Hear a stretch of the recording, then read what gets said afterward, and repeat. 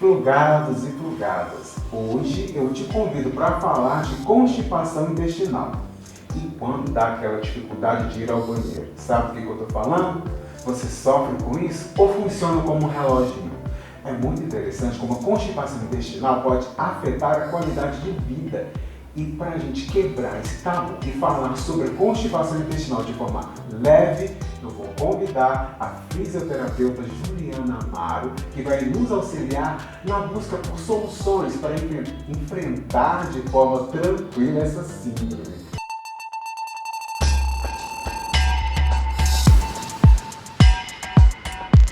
Engasguei aqui, mas foi, né, Juliana? Tudo bem? Tudo jóia. Você sabe que é um prazer poder trazer esse assunto, né? Quebrar esse tabu para a gente poder falar de constipação, falar de conseguir ir ao banheiro e fazer cocô, né, Juliana? E para deixar de ser um mito, as pessoas terem vergonha de falar sobre isso.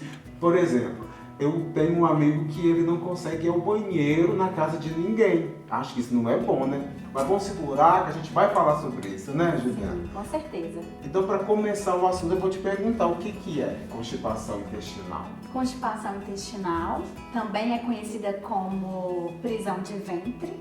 É uma condição onde o indivíduo ele tem dificuldade para evacuar. É uma condição muito comum, né? E algumas pessoas sofrem desse problema de maneira crônica, né? Há muitos anos.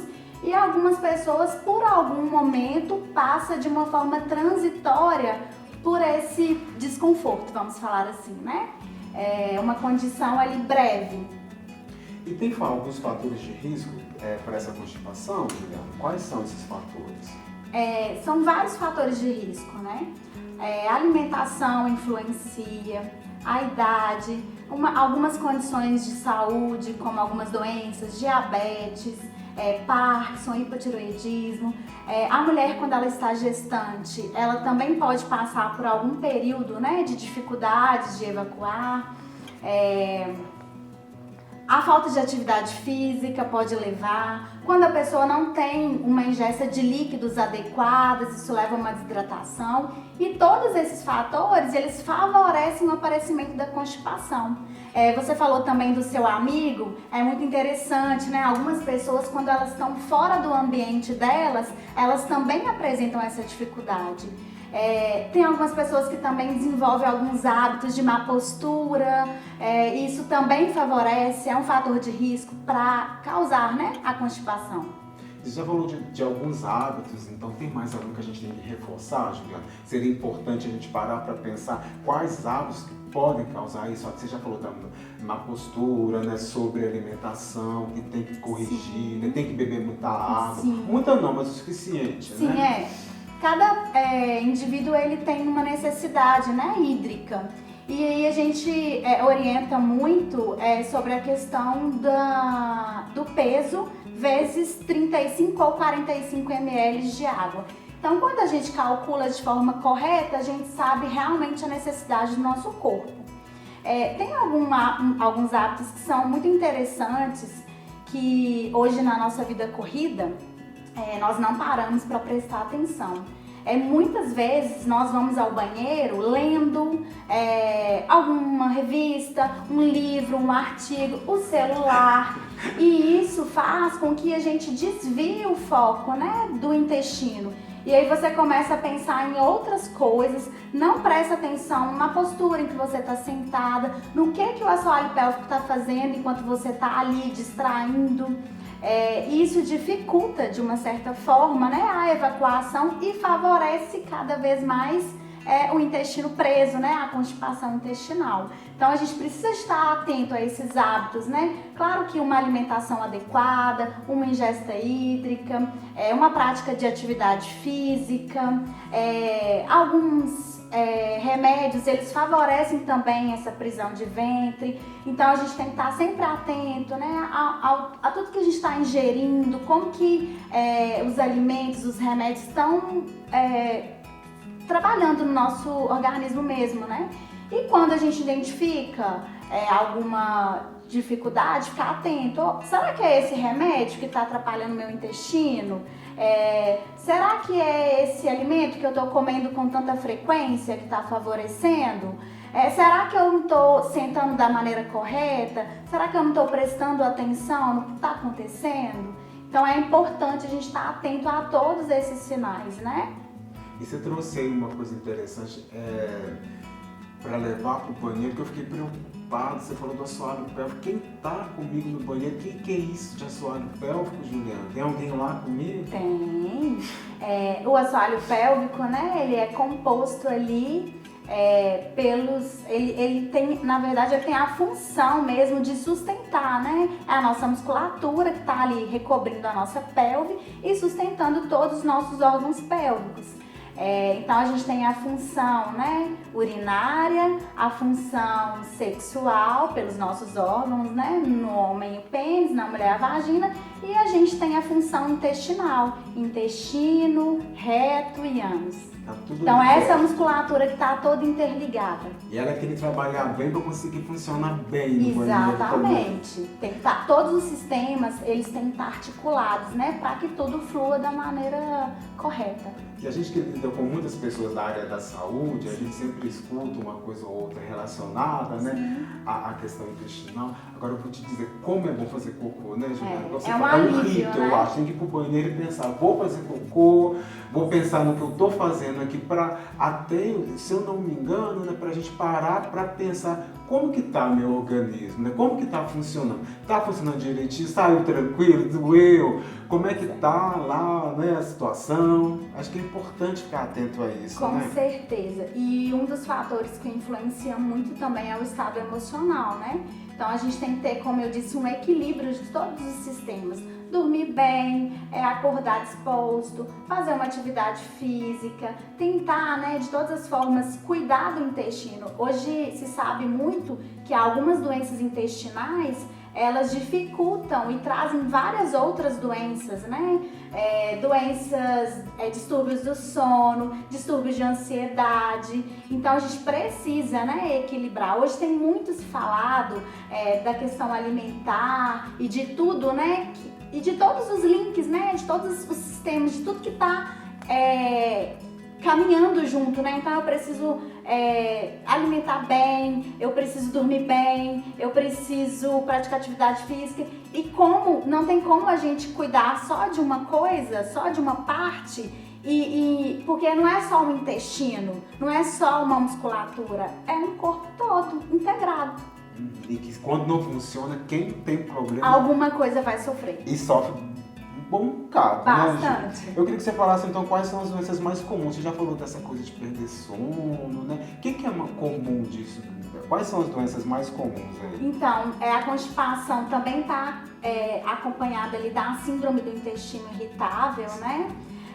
Ela pode trazer também flatulências em excesso, aquela distensão abdominal grande, o diabetes, algumas doenças neurológicas, algumas condições como Parkinson. Isso tudo vai levando, né, essas dificuldades para evacuar e tá tudo linkado, né, com a alimentação e com os hábitos mesmo do intestino. E já que você está falando tanto de alimentação, hoje a gente tem o Google, todo mundo vai lá dar uma pesquisada. Queria que você falasse um pouquinho sobre essa conscientização de alimentar, se todo mundo pode fazer dieta de todo mundo. Por exemplo, minha amiga, ela se cuida muito, ela faz muita dieta, e eu vejo ali na hora do almoço, ela toda, né, equilibrada na alimentação. Eu posso também ir na onda dela? Como é que você acha que funciona isso, Ju? Então, eu sempre falo no consultório que é interessante, né? Cada indivíduo é único e cada indivíduo merece uma avaliação especializada. Como você disse, né? Hoje a gente tem a internet, que é muito acessível e muitas vezes a gente procura, né, alguns recursos e vai tentar ler alguma coisa. Às vezes a gente tem até informações de qualidade. Sim. Mas eu gosto sempre de falar que é importante a gente procurar ajuda. E eu sempre indico os pacientes a recorrer à ajuda de um nutrólogo, nutricionista. Principalmente tento conciliar, né, linkar a fisioterapia, os tipos de tratamento com a alimentação. Acho que são fundamentais e acho que às vezes o que funciona para sua amiga ou para você não vai funcionar para mim e não vai funcionar para o outro. Então Então a gente precisa de ter alguém para nos auxiliar nessa busca, nesse conhecimento do nosso próprio corpo, do funcionamento ali, vamos colocar gastrointestinal, né? Que é esse funcionamento entre estômago e intestino. Tem alguns alimentos que favorecem, né, a prisão de ventre, a constipação. Tem alguns alimentos que a gente chama de laxativos.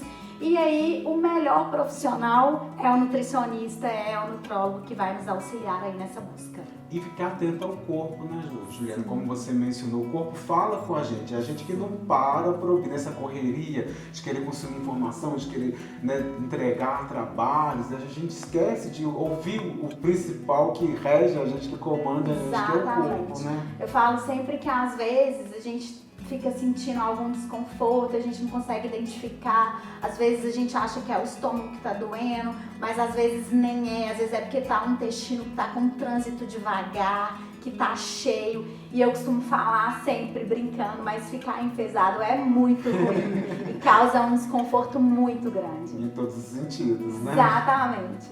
Eu queria que você falasse, aproveitando que você falou de ficar enfesado, como é que essa pessoa que está enfesada ou que vai de repente levar para o trabalho, que vai ficar enfesado no trabalho porque isso não funcionou, né, começa de repente sem querer descontar em algumas pessoas, na família ou no trabalho.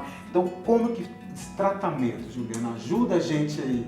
Só, né, Domingos, colocando um ponto aí que você falou, realmente o intestino preso é muito ruim.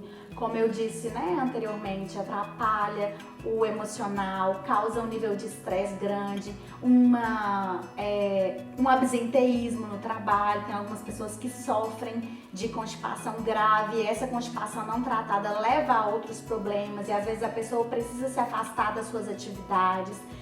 Leva uma limitação social. Às vezes a pessoa fala assim, eu não vou viajar porque eu sinto desconfortável em usar o banheiro, né, da casa onde eu vou estar, do hotel onde eu vou estar, eu travo, eu não consigo. Isso gera uma diminuição desse convívio social mesmo, né? Porque a pessoa fica com medo e em determinadas situações ela se priva mesmo de algumas coisas. É legal você falar até para evitar julgamento, né, Ju? Sim. Porque não, é realmente, eu posso chamar de uma doença isso, Sim. né? Porque a pessoa fica completamente desolada, né? Mas você não conseguir ir ao banheiro, né? Quem já passou por isso sabe. Sim, e às vezes quando nós oferecemos para a pessoa, você aceita um bolo? E a pessoa fala assim, tem lactose, eu não posso com lactose. E às vezes a gente fica insistindo, a pessoa às vezes ela rejeita porque ela sabe que aquilo não vai ser legal para o intestino dela e vai trazer outros desconfortos. Então também respeitar, né? Quando a pessoa fala, eu não posso comer esses alimentos, e como você disse, não julgar.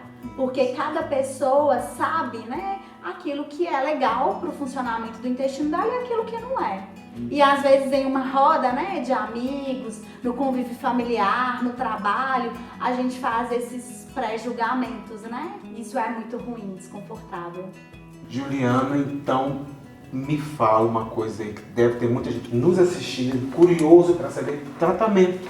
Como que faz, Juliana? Tem tratamento? Então, nós já falamos, né, nos tópicos anteriores, né, que é importante a gente manter uma alimentação adequada, com o suporte, né, de algum profissional habilitado para isso, como já falamos, uma boa ingesta hídrica, realizar atividade física, procurar, né, em alguns casos mais crônicos, um profissional que vai nos ajudar.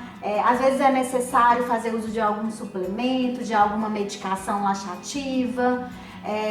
Importante também, né, que a fisioterapia pélvica tem um papel fundamental nesse tratamento, que ajuda o indivíduo a ele ter um autogerenciamento mesmo ali, né, do seu quadro. E aí nós avaliamos o paciente e aí a gente ensina para ele algumas técnicas para ajudar, né, para facilitar a saída do cocô. Então nós ensinamos massagem, nós ensinamos o relaxamento da musculatura do assoalho pélvico. Algumas pessoas ficam muito tensas porque tem o intestino preso, dói para fazer cocô e a pessoa fica com medo. Então nós ensinamos postura, nós ensinamos relaxar o assoalho pélvico, nós ensinamos o paciente a levar também, né, com mais leveza. Algumas pessoas têm dificuldade de fazer cocô em algum ambiente diferente, vamos colocar assim. E é importante a gente levar isso de uma forma mais leve, porque cocô tem cheiro mesmo. E isso é normal, e o seu tem cheiro, o meu tem cheiro, né? O das outras pessoas tem. E não ficar com tanto medo, com tanto estresse, porque vai dar cheiro, porque outra pessoa vai entrar no banheiro. Porque quando a gente fica pensando nesses fatores, realmente o nosso intestino, ele dá uma bloqueada e até a nossa mente faz com que a gente tenha dificuldade. Então é normal fazer cocô, é natural fazer cocô. Nós fazemos, os animais fazem e isso faz parte da vida de todo mundo que se alimenta.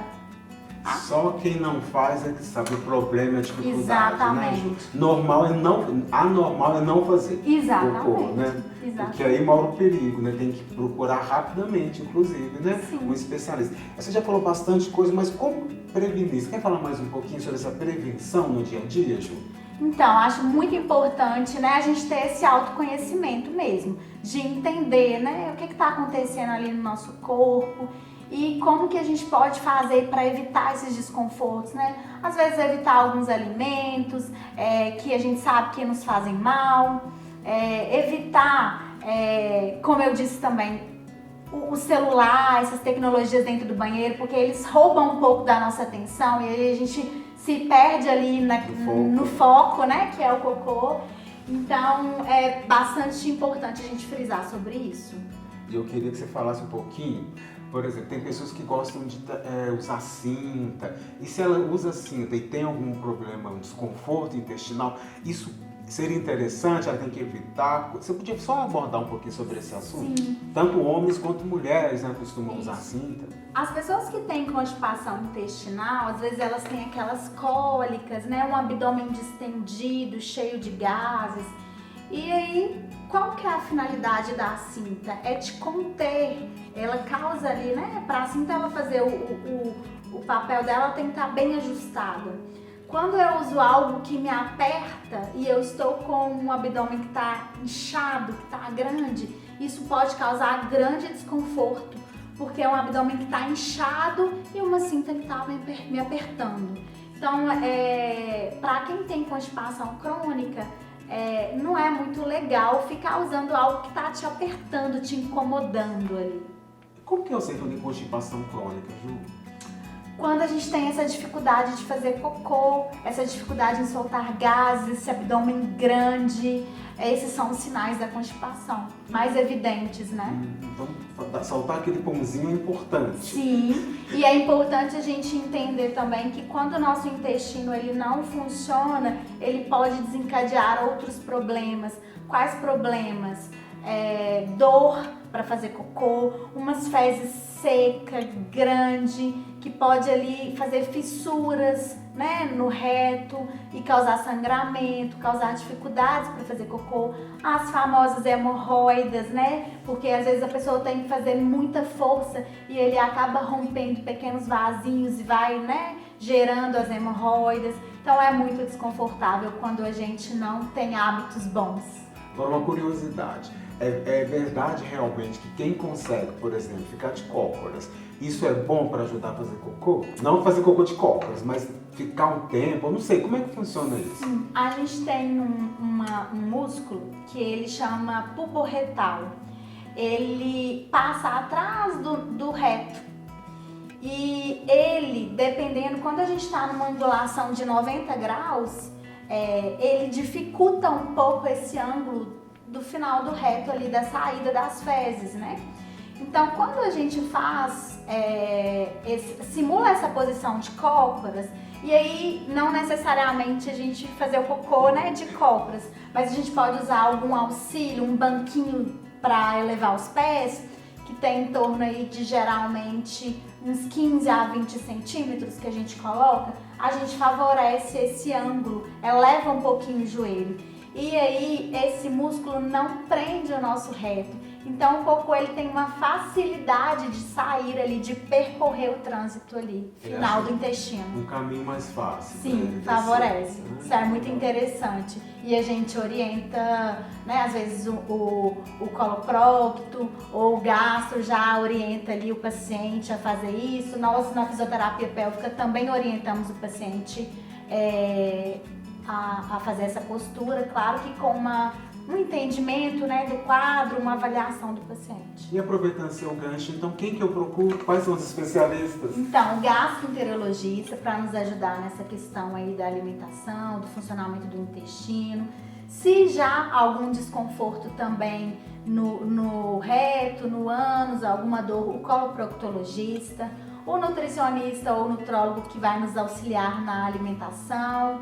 Um profissional de atividade física, um personal, um educador para nos ajudar nos exercícios e a fisioterapia pélvica para ajudar a minimizar e a diminuir os desconfortos. Ju, fechamos o programa aqui então. E olha que eu nunca pensei que fosse tão agradável falar de cocô, viu? E agora, além de agradável, é necessário também, né? Sim, claro. Gosto muito de falar sobre isso e ajudar as pessoas a quebrar esses tabus. Então, gente, vamos pro banheiro, vamos relaxar. Vamos fazer cocô. Se tá com vontade, deixa sair, não fica travando, Sim. né? Não fica segurando. E aquelas pessoas que sentem muito desconforto, procura um lugar sozinho, né? Para que você possa soltar, né, o ar, conseguir fazer o cocô de uma forma mais tranquila, sem pressa, relaxar o assoalho pélvico e deixar fluir. E se não conseguiu achar esse lugar, procura um especialista, vai atrás de um especialista, ela já deu referências aqui.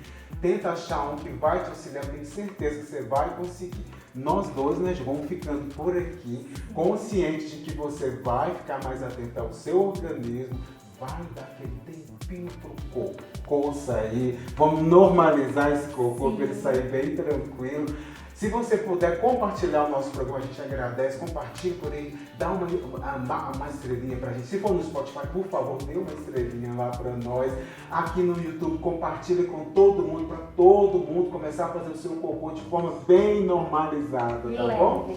E leve, isso mesmo. Ju, vamos ficando por aqui? Vamos, obrigada pela oportunidade e até mais. Até mais, tchau, tchau.